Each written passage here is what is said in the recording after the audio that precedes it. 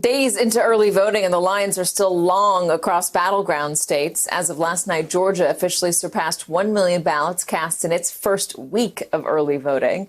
In response, President Trump added a stop in Georgia tonight to shore up support there, telling since Georgia hasn't voted for a Democratic presidential candidate since 1992. Texas also cast more than 1 million votes this week, traditionally deep red.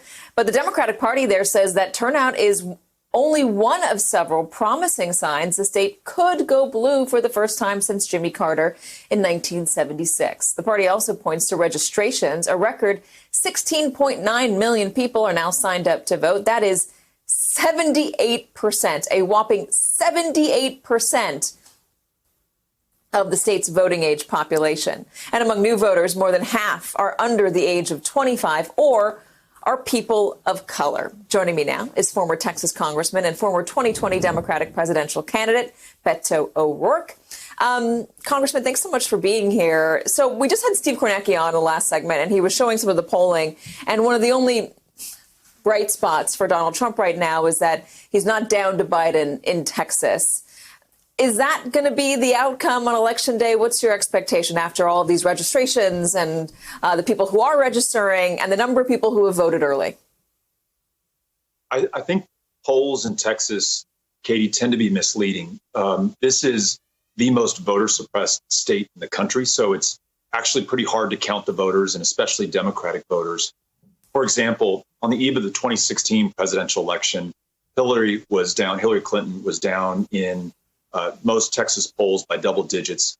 She lost by 9%, the narrowest margin for a Democratic nominee in decades. On the eve of the 2018 election against Ted Cruz, I was down in most polls by 7, 8, 9 points. I lost by 2.5. So Democrats tend to regularly outperform those polls by 4 or 5 points. So if Steve Kornacki is showing Biden down by 4, I think that means that they are neck and neck in Texas. And that's certainly how it feels when in Harris County alone, home to Houston, Texas, you had 128,000 votes cast on the first day. That's more than all the votes cast in the state of Georgia on the first day, and double what Harris County did in 2016. But that's also happening in Denton County in North Texas. El Paso, my home county, is showing record turnout rates over the first 3 days of early voting. So this is a very good sign for Texas. And I think, Katie, it's especially a very good sign for Texas Democrats. You've been doing months of groundwork for Joe Biden if he is able to take Texas. And of course, that is still a big if. Are you going to attribute it to a single demographic group? Is there one group that you're seeing turn over or at least show up more than you've seen in the past? I think a big part of the story is this amazing slate of state house candidates. So our state house could be won by Democrats for the first time in 20 years. We're only 9 seats down, and there's an amazing group of candidates, primarily women of color, Black women in particular, who are running right now. They are expanding the electorate, as you reported, almost 2 million new registrations since 2016. They're engaging and electrifying those voters. And I believe from the bottom of the ballot, they'll send them up ballot to the congressional races, the U.S. Senate race where MJ Hagar can defeat John Cornyn, and yes, to Joe Biden. And then the electorate itself, 5.5 million eligible Latino voters, one of, if not the most diverse electorates in the United States right now, an electorate that has been suppressed for a very long time, that is overcoming these voter ID, ballot place closures, racial gerrymander obstacles to vote in record numbers. That's the story. More than any one candidate or even party, it's the voters, especially the diverse electorate of Texas, that is showing up. And by the way, if Joe Biden wins this state, he'll win it on the night of November 3rd. Our returns will come in that night.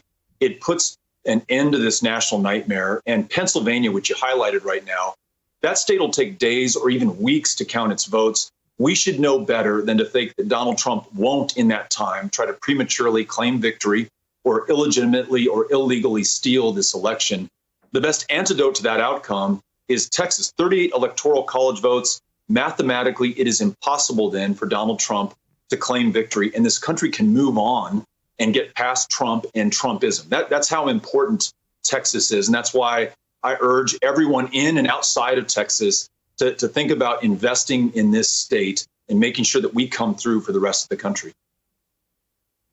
Well, Texas has certainly been on the map for Democrats, a hopeful map for Democrats for years now. Certainly with your Senate race a few years ago, they were hopeful for that. You came pretty close with Ted Cruz, but as you said, the diverse electorate, the number of young people that are out there, there is a lot of hope for Democrats in that state. Hasn't gone for a Democrat since Jimmy Carter. Beto O'Rourke, thanks so much for joining us today. We appreciate your time, sir. Thank you, Katie. Hey there, I'm Chris Hayes from MSNBC. Thanks for watching MSNBC on YouTube. If you want to keep up to date with the videos we're putting out, you can click subscribe just below me or click over on this list to see lots of other great videos.